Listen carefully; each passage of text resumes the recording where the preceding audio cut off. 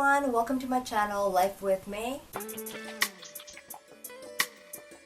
First and foremost, I wanted to say how happy and how proud I am to see the solidarity amongst the Black Lives Matter movement around the world, even in my new city, Liverpool, UK. So Liverpool is infamous for a lot of things, such as the infamous band, The Beatles.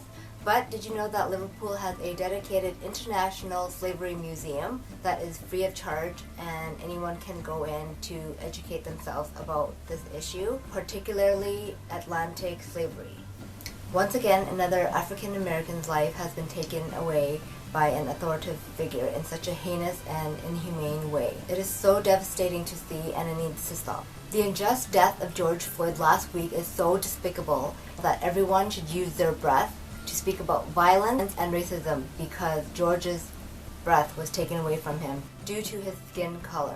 If you don't think that racial injustice still exists, you're fooling yourself. So besides Liverpool being famous by the Beatles, did you know that Liverpool has a history of slavery? I'd like to tell you a story. I'd like to tell you a piece of history. Wait a minute. I'd like to share with you a piece of history that we as future generations can learn from. So there are many instances of slavery around the world, but I will be focusing on transatlantic slavery in this video. When I first moved to Liverpool, one of the first things I learned was that Liverpool was once considered as Britain's capital of slave trading. Even though places like London and Bristol, they were also slave trading, but Liverpool was far more popular. In the 1700s, slave trading was at its peak in Europe, especially in Britain. People in Africa was taken against their will to become slaves. Liverpool was once considered as Britain's capital of slave trading. Slave traders would correspond and negotiate with African tribes documenting gender and age of the enslaved African people.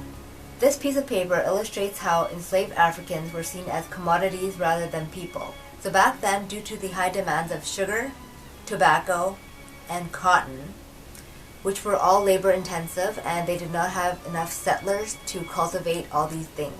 Therefore, a light bulb went off and someone had thought about slavery.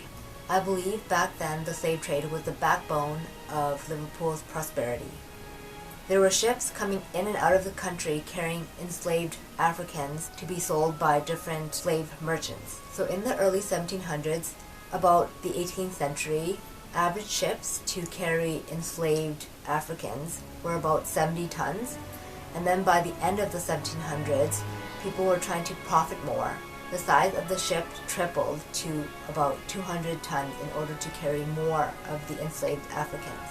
Millions of Africans were being transported to the Americas, Western Europe, Caribbean. This was known as the African diaspora. So back then there was a popular ship called the Brooks. The ship was built at the height of Liverpool's slave trading empire.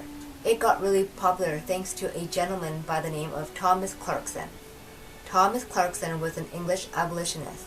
He was also a leading campaigner against the slave trade in the British Empire, called the Society for Effecting the Abolition of Slave Trade.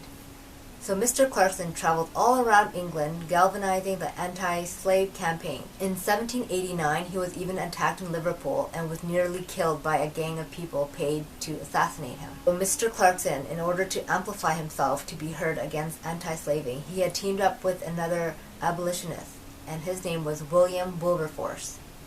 They both drew up a picture of the Brooks ship of how slaves were kept and transported in a ship. These Africans were packed in the ship like sardines, a space of 6 feet by 1 foot 4 inches to each man, and 5 feet 10 inches by 1 foot 4 inches to each woman. And as for children, it was about 5 feet by 1 foot 2 inches to each child. They had these pictures printed and distributed.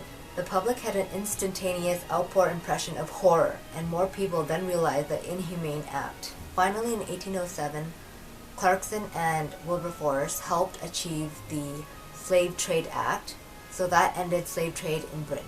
After this act was passed in Britain, other individuals and other institutions had followed suit.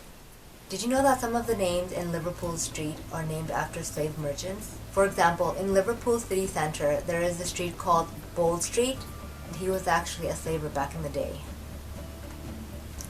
Another street name is Rodney Street. Although in 1782 Rodney did help his country to defeat France in St. Lucia to preserve British influence, he was pro-slavery. He provided many townhouses to elite slave merchants. Another popular one that people may know was sung by the Beatles, Penny Lane. Penny was a slave trader, and he opposed of the slave abolition movement. In 1999, Liverpool expressed remorse of the slave trade and announced a formal apology. In 2007, the International Slavery Museum was opened for the public. So in Liverpool city centre, there's an area called the Exchange Flag. So back in the day, it was where the merchants of the city, including slave traders, carried out their business and exchanged a form of business card. So hence the name Exchange Flags.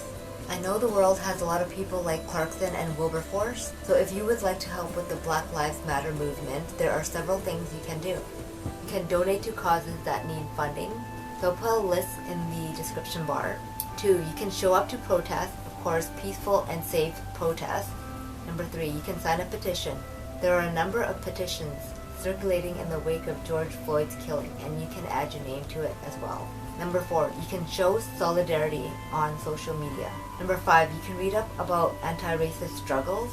If you're not Black, one of the most important things you can do right now is to learn something about the situation.